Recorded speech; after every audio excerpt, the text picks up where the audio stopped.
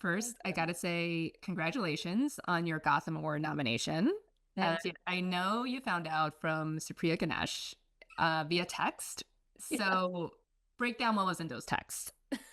She said, congratulations, something like that. And I said, just that's like so exciting. And I said, what happened?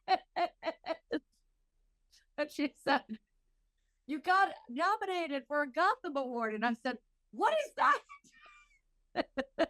I was literally like cleaning boots or something, just something so like, if they could see the stars, they're just like us. Let me tell you, I'm just like us. That's my life. Yeah.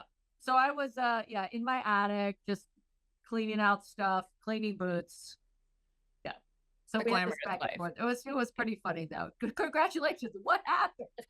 I don't mean that with any disrespect to the Gotham Awards. I'm a little bit one of those people that has their head in the sand, but wow, what an honor. I mean, the group of people that I'm included with are so talented. And I really love that it just doesn't seem like they go and check off the most famous person in every category, that they're really looking at performances. So I really felt incredibly humbled. And it's a huge honor to be included there. I really was staggered by it. You've been doing this for a while. So how does it feel to have all of this happening right now with the Pitt being such a great show and that a success being embraced by fans and the medical community, and now awards recognition too? My goal was really just to have the show get a second season and to be able to go back to work. So I've never been on a show that got this kind of recognition as long as I've been doing it. So it was really, it kind of just took the air out of me a little bit. It definitely still feels a little bit like it's happening to somebody else, you know? I think every character on the show has its share of fans, but I don't think I've seen a reaction as rabid as the one after the finale when everyone was like, Dana better be back next season or we riot. How did I that love make it. you feel? Love it.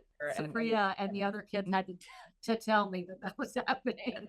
Because I pretty much just look at my own page. I really don't go looking for stuff. Like, I know that it's out there. I do enough interviews to hear it from people that are interviewing me, and I get it from the kids, and other people let me know, so I know that it's there. It's incredibly flattering. I don't know. I think I would just be overwhelmed to go looking at it, and I've said it before, but I really just want to.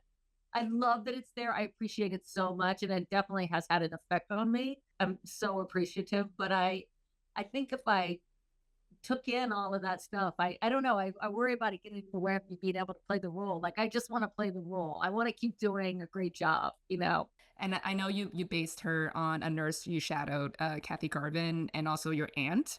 So what Yes. aspects of each are in Dana? I think she was based a bit on Kathy Garvin by the writers. And what I really liked about that was when I went to see Kathy, the way that she talked about her regulars was very sort of matter of fact, but very compassionate. Like he's been coming in here this many years. He's lost this much weight. He's probably going to die soon.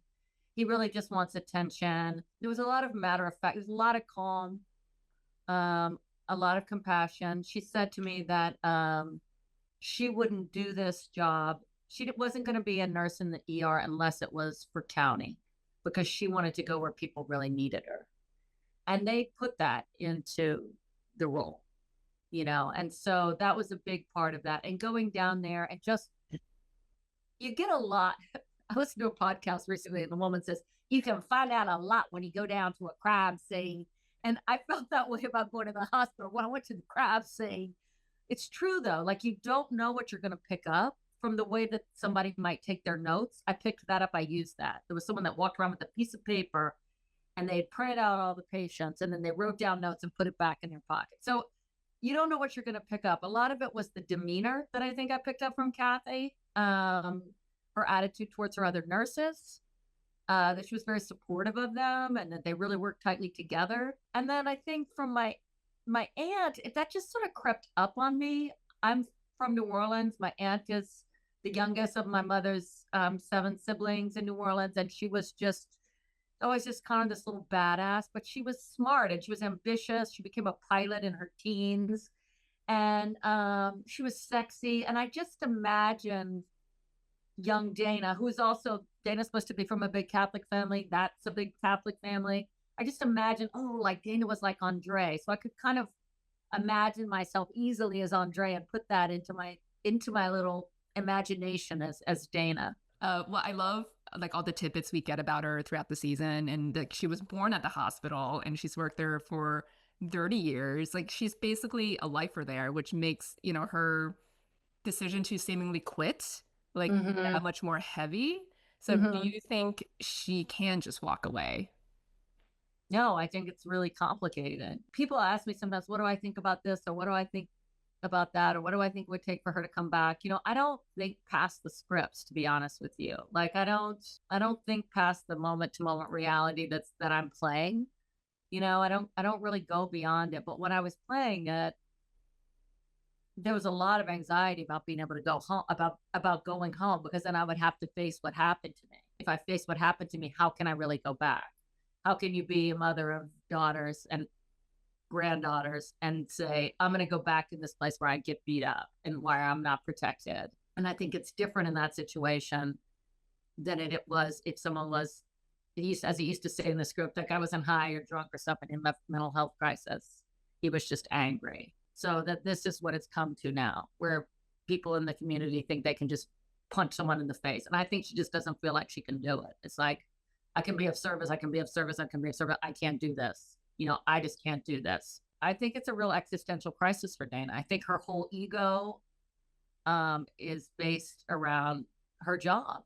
She's been there her whole life. And John and Scott told me that Dana's mother died when she was in high school. And then we know she volunteered there in high school. So it's a lot to lose, right? Like, I wonder if she's even fully processed her mother's death, or did she just go into working into this? We all know people like that, or we are people like that, right? That don't want to feel stuff. Maybe for 20 years, we don't want to feel stuff, and we just keep working and keep grinding and keep whatever. And then we're like, oh, I'm in a trauma response. And I almost felt like when the mass casualty happened, like it was almost like a relief for her because she's like, I have something to do here. Like I have to like lock in and do my job that I love and get to work. Mm-hmm. And like it felt like she really flourished like during the mass casualty. And then it was like Mm-hmm. come down again after when she's like, oh, am I actually quitting? So how did you look at that? Like those kind of episodes at the end there? I felt myself at sometimes feeling really angry. I don't know if you remember, like I snapped at like Princess and Perla. And I think that that's how you would feel, like you would hurt and there would be a lot going on. And like, you don't want to talk about gossip and you're just like going to yell at your kids. It's basically like yelling at your kids, right? So I wanted to allow that imperfection and that really human side to come out of her. But I was also going to say, like, I was surprised when I had to do the line to Noah, like, that was the cops. They want to know if I want to go down and, press charges against Doug Driscoll. And he's like, yes. And I'm like, I just want to forget about it. Sometimes scenes like that, I didn't really know that they were going to have the impact on me that they have until I get there. And I noticed when I got there and I had to play the scene, what I felt was fear. It's like, oh, it was like activating, it was like triggering the punch all over again. Now I got to go down and talk about it. Like I got punched, then I went through a mass casualty incident. Now we're done with that. I don't want to go down there and talk about this guy that punched me. I need to lie down for a few days and have a margarita. I love how Dana was involuntarily caught between the Langdon Robbie drama. What do you think she is inferring from what has happened and like the calls from Langdon? What does he say? He says something like, everybody thinks I'm a drug addict. And then I go, are you? Mhm. And John Wells said, do you believe him? That was his note. And he's like, and when he says no, right?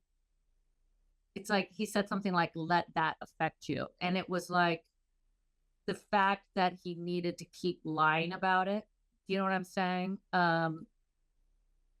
Was really upsetting to me. That scene was really interesting in the sense that when I read the scene, like I'm basically kind of just trying to push him away. Like this just can't be my problem. You talk to Robbie about it. I gotta go. I just want to wash this coffee cup. I just want to make some coffee, And he's pestering me, and there's no dirty cups, and that was all John's idea, which was great. Like sort of just putting more pressure on her. But what happened during the scene that I didn't know going in was because I care about him so much, his problem became my problem. Like I thought, oh, this is Patrick's storyline, right? This is a Langdon storyline. And so to put pressure on the Langdon storyline, I'm just going to blow him off. Yeah, I can't help you talk to Robbie. That's what I thought it was going to be.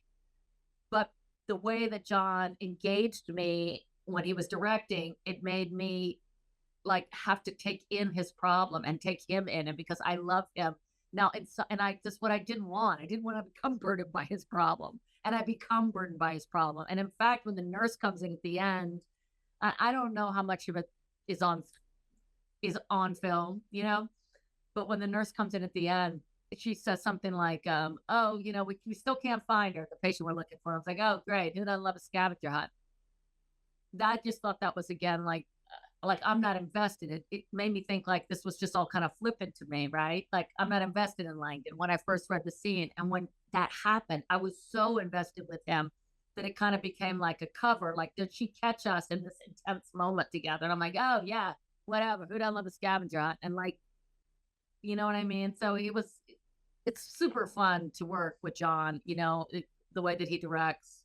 He really just kind of pushes you to the deeper stuff that's going on there. And it was really exciting to play that. I think Langdon is like son to me. Robbie also asks her if she's heard rumors about him. So what is she thinking when Robbie asks her, like, what if she's heard rumors about him, like of his? I need Robbie to be okay, right? I just need Robbie to be okay. So since when do you ever care about rumors about you or anybody else? It's like, why do you care about that? Come back. Let's do our job. Like I want him to be okay. If that's your lead guy and you're running a department and he's the lead guy of the department, you're the manager, you need that lead guy to be all right. So I think it's part of why she's taking his temperature all the time. She knows it's going to be a rough day for him. And then we have a rough day with an MCI where the girlfriend of his stepson dies. It's just in his hands. There's a lot going on. I like that she calls him sad boy too, in like a loving way. So funny that you said that. I was a little weirded out about that line at first, because I didn't want it to seem like I was making fun of him, right?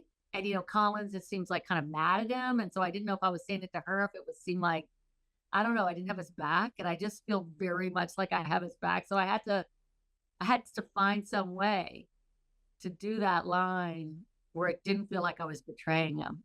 So it's interesting that you brought that up. It's a great line reading because I don't think it's mean at all. Like I think it's like everyone knows like this is a traumatic day for him and he's going through stuff, but there's also this other stuff going on. And it's also something you would say to someone you've worked with or known for a really long time, just kind of like teasingly, Like you do need like some lightheartedness in the show too, and amongst the characters. So I thought that was the thing that struck me the most when I first watched it. I couldn't believe how they were able to have tragedy and comedy that close to each other successfully. I thought writers did that, and the editors and the directors really, really well. I don't know if I could have pulled that off. I mean, just the running gag, the fluids, Oliver Whitaker, like it's great. The rats, all that stuff. All of it. Somebody even has a site that's called like Langdon's Red Bull. And that was like something that he was taking that at 7 a.m. Well, I started that Red Bull thing, and then later it was left somewhere. And I said to the other director, I said, John told me to throw them away, but to give it back to him to throw it away. And then he takes it and he puts it here. And then she made me or made him or something like throw it away. And I was like, damn, because I thought we could have kept that going for a while. But like, I love that it only went for like 2 episodes, and somebody has a Instagram address called like they're subroutering the film, so to get all of it. Season 2, you can do in season 2.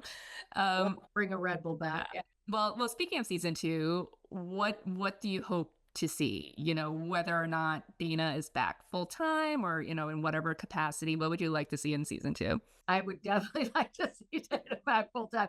Obviously, I would love to go back to work because I love working on the show. It's just amazing.